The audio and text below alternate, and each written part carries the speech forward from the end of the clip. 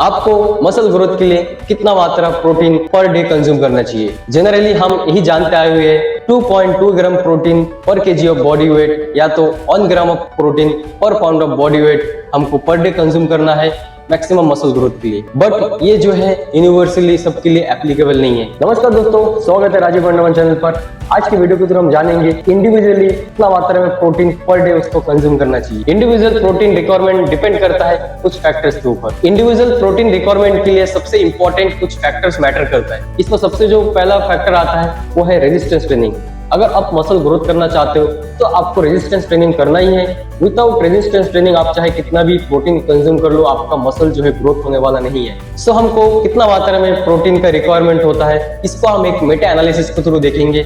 इस Meta analysis में total 105 studies को इंक्लूड किया गया है, जहाँ पे मोर देन 6000 सब्जेक्ट्स यहाँ पे इंक्लूड थे, जहाँ पे डिफरेंट ग्रुप को different amount of protein consumption करने के लिए दिया गया था। और यहाँ पे रिसर्चर के थ्रू जो स्टेटिस्टिकल जो रिजल्ट आए सिग्निफिकेंटली, वहाँ पे देखा गया है कि 1.5 ग्राम जो प्रोटीन है वो आप अगर कंज्यूम करते हो आपका पर केजी ऑफ बॉडी वेट के हिसाब से, तो आपको जो है सिग्निफिकेंट जो मसल ग्रोथ में रिजल्ट देखने को मिलेंगे। और अगर आप इससे ज्यादा प्रोटीन अगर आप कंज्यूम कर लोगे तो यहाँ पे जो आपका मसल ग्रोथ में जो लिस्ट इफेक्ट देखेंगे, बट मैक्सिमम जो आप प्रोटीन लेने के कारण आपका जो है प्रोटीन वेस्ट हो जाते हैं। तो इसलिए जो एक आइडियल जो प्रोटीन कंजम्पशन है वो है 1.5 gram protein per day. Individual protein requirement में सेकेंड जो फैक्टर होता है बॉडी में कितना मात्रा में लीन बॉडी मास है। सो हम इसको एक एग्जांपल के थ्रू देख सकते हैं। सो यहाँ पे हम एग्जांपल के थ्रू देख सकते हैं दो सेम वेट के इंडिविजुअल, एक इंडिविजुअल जिसका 75 केजी है एंड उसका जो है बॉडी फैट परसेंटेज 15 है, एंड दूसरा जो इंडिविजुअल है उसका भी 75 केजी है एंड बॉडी फैट परसेंटेज जो है 30 है। तो यहाँ पे जो दोनों इंडिविजुअल का जो प्रोटीन रिक्वायरमेंट है वो डिफरेंट होंगे। सो ये टोटली डिपेंड करता है आपका body fat percentage and lean body mass के ऊपर। सो यहाँ पे हम देखेंगे 75 केजी वेट जिसका 15% बॉडी फैट है, उसका अगर लीन बॉडी मास निकालना है तो उसको 75 केजी से जो है माइनस करना पड़ेगा 15% बॉडी फैट। तो इसको हम अगर कैलकुलेशन करके देखेंगे तो उसका जो है 11.25 किलोग्राम जो है बॉडी फैट आ जाते हैं एंड 64 ग्राम जो है उसका लीन बॉडी मास आ जाते हैं। सो हम अगर 64 को अगर मल्टीप्लाई करेंगे 1.5 तो उसका जो डेली प्रोटीन रिक्वायरमेंट होंगे 95 ग्राम। और दूसरी तरफ जिनका 75 केजी के साथ 30% बॉडी फैट है, अगर इनका हम लीन बॉडी मास निकालेंगे तो इसको 30% अगर फैट को हम अगर माइनस करेंगे तो इसका 75 केजी से अगर फैट परसेंटेज निकालेंगे तो 22.5 केजी फैट है एंड 52.5 केजी जो है लीन बॉडी मास है। जो है 52.5 केजी को 1.5 से अगर मल्टीप्लाई कर देंगे तो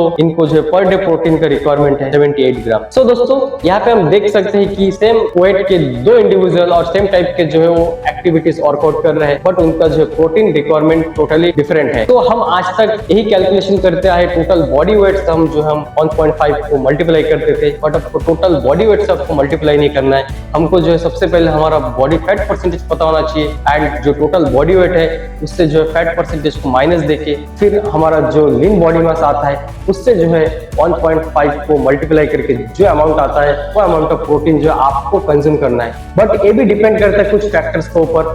आप अगर नौबिक हो तो आपको पर डे जो है 0.82 ग्राम जो है लीन बॉडी मास के हिसाब से आपको प्रोटीन कंजम्पशन करना है, एंड जैसे जैसे आप एडवांस में जाते रहोगे वही सबसे आपको जो है प्रोटीन इंटेक ज्यादा करना है। तो यहाँ पे एक जनरल जो आपका रेंज है वो 0.82 ग्राम से 1.5 ग्राम जो आपका लीन बॉडी वेट है उसके हिसाब से पर डे जो आपको प्रोटीन कंज्यूम करना है। अब यहाँ पे और एक फैक्टर आ जाता है आपका बॉडी फैट परसेंटेज के हिसाब से आपको प्रोटीन कंजम्पशन कितना करना चाहिए। सो इसको हम जो है प्रोटीन स्केलिंग के थ्रू देख सकते हैं। अगर कोई मेल का 10% बॉडी फैट है एंड फीमेल का 18% बॉडी फैट है तो उसको जो है डेली जितना प्रोटीन रिक्वायरमेंट है उसके हिसाब से पर डे उसको 0.2 ग्राम प्रोटीन पर केजी ऑफ बॉडी वेट उसको इंक्रीज करना पड़ेगा। अगर कोई मेल जिसका 10 to 15% बॉडी फैट है एंड फीमेल जिसका 18 to 23% बॉडी फैट है तो उसको पर डे 0.1 ग्राम पर केजी ऑफ बॉडी वेट जो प्रोटीन को इंक्रीज करना पड़ेगा। और अगर कोई मेल जिसका 16 to 20% बॉडी फैट परसेंट है एंड फीमेल जिसका 25 24 से 28% बॉडी फैट है, तो उसको जो है पर डे जितना उसको प्रोटीन रिक्वायरमेंट है वो हिसाब से उसको कुछ भी डिक्रीज नहीं करना, उसको मेंटेन में रखना है। और अगर किसी मेल जिसका 21 से 25% बॉडी फैट है एंड फीमेल जिसका 29 से 33% बॉडी फैट है, तो उसको जो है पर डे 0.1 ग्राम प्रोटीन पर केजी ऑफ बॉडी वेट उसको डिक्रीज करना पड़ेगा। एंड अगर किसी मेल का 26% से लेकर 30% तक बॉडी फैट परसेंटेज है एंड फीमेल 34 से लेकर 38 बॉडी फैट परसेंटेज है, तो उसको जो है पर डे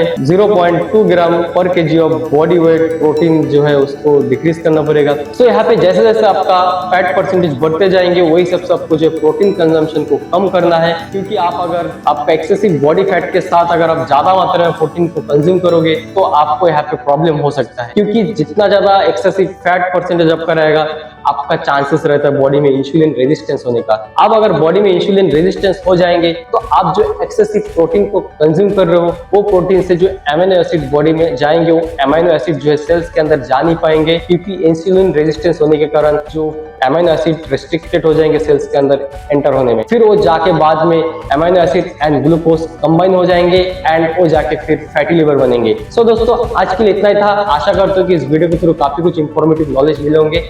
ऐसी इंफॉर्मेटिव वीडियोस आप तक लेके आऊंगा, तब तक के लिए मैं चलता हूँ। और हाँ, चैनल को जरूर सब्सक्राइब कर दीजिएगा। Thank you.